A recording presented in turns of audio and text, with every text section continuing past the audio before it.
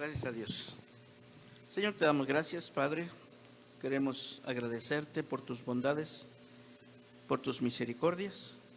Y rogamos tu bendición, mi Dios, tu permiso, tu presencia para compartir, Señor, y meditar en tu palabra. Te lo pedimos en el nombre de Cristo Jesús. Amén. Pueden sentarse, hermanos. Hay un coro muy hermoso que cantamos, ¿verdad?, de vez en cuando. Y que dice: enciende una luz, ¿verdad? Déjala brillar. ¿Cuál es esta luz? La luz de Jesús, ¿verdad? Que brille, dice, en todo lugar. Y todos entendemos, amados hermanos, que no habla precisamente de la luz de un foco, ¿verdad? Sino que habla de la luz de Jesús, la presencia de Jesús, ¿verdad? Que podamos tener el entendimiento de Jesús, que podamos tener los pensamientos de Jesús, ¿verdad? De tal manera que nuestra vida pueda alumbrar, ¿verdad?, a los demás. Y ahora sí, si tomamos la figura de un foco, ¿verdad? Cuando tengo algunos problemillas con el coche, jalo mi extensión, ¿verdad? Jalo mi foco, ¿verdad? Y trato de ponerlo de tal manera que me alumbre perfectamente bien el lugar donde quiero revisar, ¿verdad? ¿Para qué? Para que no me pierda, para que yo no vaya a agarrar o a hacer algo, ¿verdad?, que no debo de hacer. Y esto, amados hermanos, de manera espiritual, entendemos que la gente que todavía no tiene a Cristo en su corazón, o que no ha entendido, ¿verdad?, cómo el Señor nos enseña, necesitamos que esa luz alumbre nuestro corazón, alumbre nuestra mente, ¿verdad?, y nos permita poder ser portadores, pero también ser alumbrados. Nosotros somos alumbrados y pasamos la luz de Dios. Gracias a Dios. Hemos leído, amados hermanos, en San Mateo, capítulo 4, ¿verdad? Y bueno, la palabra de Dios nos enseña a través de los evangelios cómo el Señor Jesucristo pues llevaba a cabo su ministerio, ¿verdad? Así que Juan el Bautista es encarcelado, ¿verdad? Ese es uno de los hechos que nos presenta la palabra de Dios en donde hemos leído. Juan el Bautista es encarcelado. Y bueno, el Señor Jesucristo, ¿verdad?, obviamente tenía tristeza en su corazón porque era su primo, ¿verdad?, era su familiar. Entonces, pues obviamente tenía tristeza en su corazón. Pero principalmente porque la fama del Señor Jesús en Judea ya era mucha, y esto había provocado el enojo de los religiosos, ¿verdad?, que continuamente estaban teniendo encuentros con él para ver en qué podían caerle, ¿verdad? Y cada vez más ese enojo hacía que ellos buscaran alguna ocasión para hacerle daño. Entonces el Señor Jesús, tal vez aprovechando este hecho de que Juan estaba preso, la palabra de Dios nos dice que decidió dejar Judea para irse a la región de Galilea. No fue a Nazaret, que es donde vivían sus familiares, ¿verdad?, sino que se fue, dice la palabra de Dios, a la ciudad de Capernaum, ¿verdad? Dice, dejando a Nazaret, es decir, no tomando en cuenta la ciudad de Nazaret, ¿verdad? Fue y habitó en Capernaum. Capernaum es una ciudad marítima, ¿verdad?, cerca del mar. Y es una región, dice, la región de Zabulón y de Neftalí. Es una región muy grande, ¿verdad? Pudiéramos ver un mapa, ¿verdad? Los comentaristas nos dicen que abarcaba, ¿verdad?, toda la orilla del mar Mediterráneo hasta llegar hasta el lado oriente del río Jordán. Pero toda esta región, amados hermanos, que es una región muy grande, es una región habitada por por gentiles, es decir, por gente que no es judía, en su gran mayoría. Pero son gente, amados hermanos, que no tiene conocimiento de Dios. Es gente que no tiene temor de Dios porque no tienen conocimiento de Dios. Su vida está alejada de Dios. De esta manera, el Señor Jesucristo llega a este lugar, a esta región. Su centro de operaciones es la ciudad de Capernaum. A partir de allí, el Señor sale, ¿verdad? San Mateo 4:23 nos dice que Jesús recorría, dice, toda Galilea, toda la región de Galilea. ¿Y qué hacía el Señor Jesús? Enseñaba, predicaba y sanaba. Y después de que iba a las ciudades y predicaba y enseñaba y sanaba, ¿verdad? Volvía a Capernaum, porque dicen, ahí tiene su lugar de trabajo. Ahí, desde allí planeaba lo que iba a hacer el Señor Jesús. De tal manera, amados hermanos, que esta región, la región de Galilea, se caracteriza precisamente porque sus habitantes estaban sumergidos en el paganismo.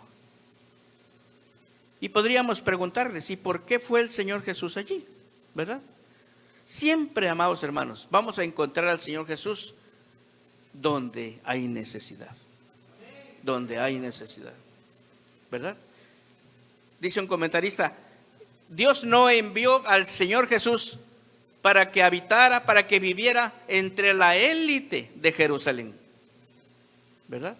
Entre los aristócratas, dice, de Jerusalén. Sino fue precisamente a donde estaban los despreciados, a donde estaban todos aquellos que necesitaban del Señor por su aflicción, ¿verdad? Por su forma de vivir.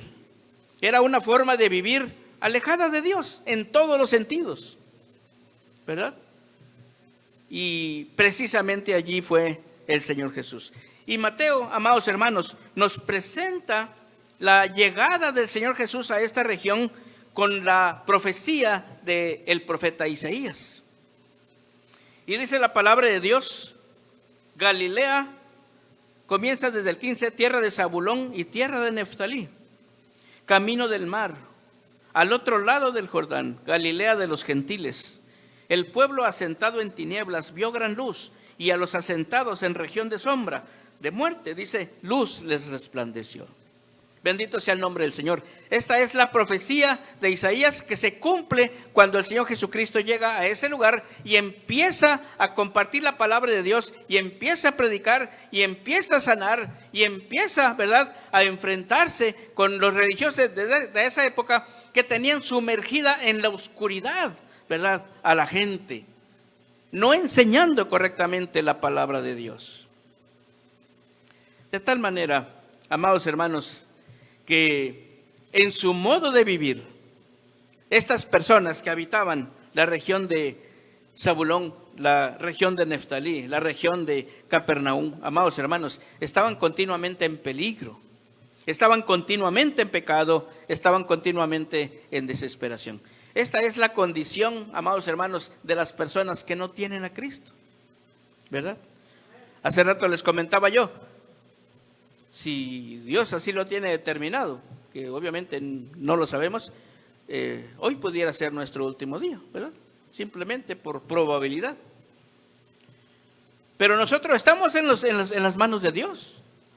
Nosotros estamos con la bendición de Dios en nuestra vida, con su presencia en nuestro corazón. Y si el Señor lo determina así, bueno, estamos seguros que estaremos en la presencia de Dios porque estamos conscientes de estar buscando a Dios. Pero las personas que no tienen a Cristo en su corazón, las personas que todavía no son obedientes al Señor, aunque conozcan de Cristo, hermanos, ¿a dónde van a ir si el Señor los llama? ¿Verdad?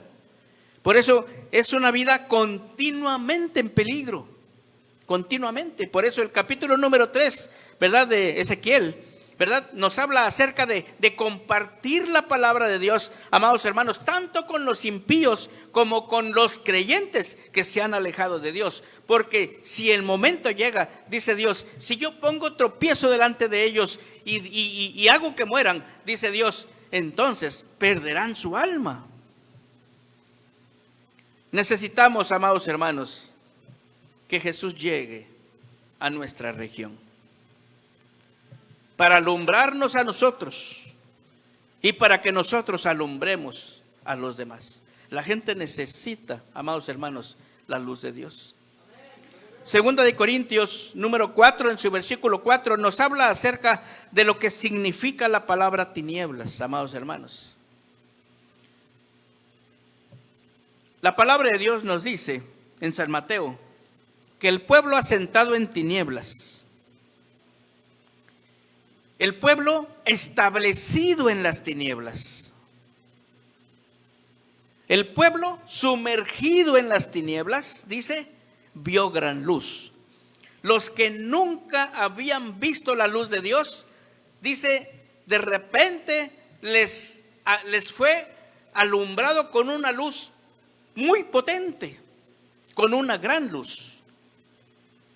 Ese pueblo que recibió esa luz estaba asentado en región de sombra de muerte, sin Dios.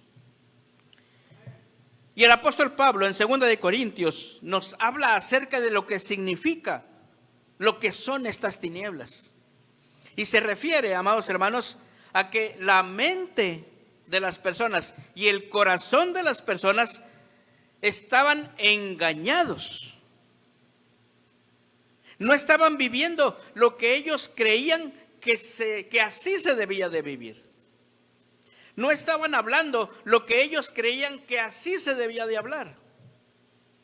No estaban tratando a las personas como ellos pensaban que así se debe tratar a las personas. Es interesante, amados hermanos, este tipo de pensamiento, ¿verdad? Hay personas que piensan que las personas deben ser tratadas con dureza, ¿verdad? Para que puedan hacer las cosas que se les piden, ¿verdad? Es parte de nuestra cultura, tal vez. Hasta los papás y las mamás nos dicen, te doy 3, ¿verdad? Y si no obedece la una, dice 2, y a la tercera ya muestra la chancla, ¿verdad? Y es interesante, amados hermanos, porque en el trabajo también suceden estas cosas.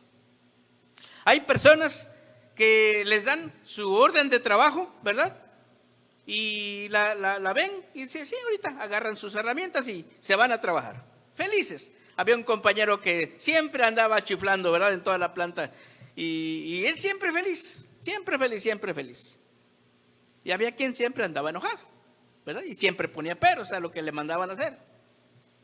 Pero dicen por allí, hay personas que no trabajaban si no les recordaban el 10 de mayo, ¿verdad? Y ya una vez que lo hacían, ¿verdad? Se iban felices, se iban cantando también para hacer su trabajo, ¿verdad? Hay personas de todo tipo, amados hermanos. Entonces, a veces las personas pensamos que la forma en que nosotros hacemos las cosas, así es como se deben de hacer. Tal vez porque las aprendimos, tal vez porque así es nuestra herencia, ¿verdad? De nuestra de ascendencia, ¿verdad? Pero la palabra de Dios nos dice que la palabra tinieblas se refiere a que la mente y el corazón de las personas habían estado engañadas. Su forma de vivir no era la correcta. El Dios de este siglo, dice Pablo, cegó el entendimiento de los incrédulos. ¿Para qué? Vean ustedes, amados hermanos, cuál es el propósito del enemigo.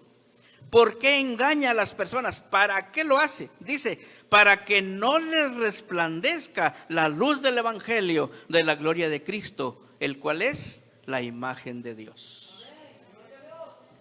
Es increíble, amados hermanos, cómo el enemigo, con todos sus engaños, ¿verdad? presentándose como un ángel de luz, quiere que las personas dejen de mirar a Dios, que no les llegue el entendimiento de Dios, que no les llegue la luz de Dios, la sabiduría de Dios, para no hacer lo correcto. Dice aquí el apóstol, para que no les resplandezca, para que no les llegue de lleno la luz de Dios, para que no vean claramente con sus ojos, con su entendimiento, y entonces no puedan comprender el evangelio de Cristo. Ese es el trabajo del enemigo, y eso es lo que hace, y eso es lo que hizo durante tanto tiempo. Por eso, por esa razón, estaban en tinieblas. Su mente y su corazón estaban engañados. Pero Hechos, amados hermanos, en su capítulo 26, en su versículo 18, nos habla de lo contrario. Nos dice que cuando la luz de Dios, cuando el entendimiento de Dios, cuando la sabiduría de Dios alumbran nuestro corazón y nosotros nos damos cuenta que habíamos estado engañados, aún conociendo la palabra de Dios, pero que no actuábamos conforme a la palabra de Dios, ¿verdad? Nos damos cuenta de ese engaño en el que estábamos.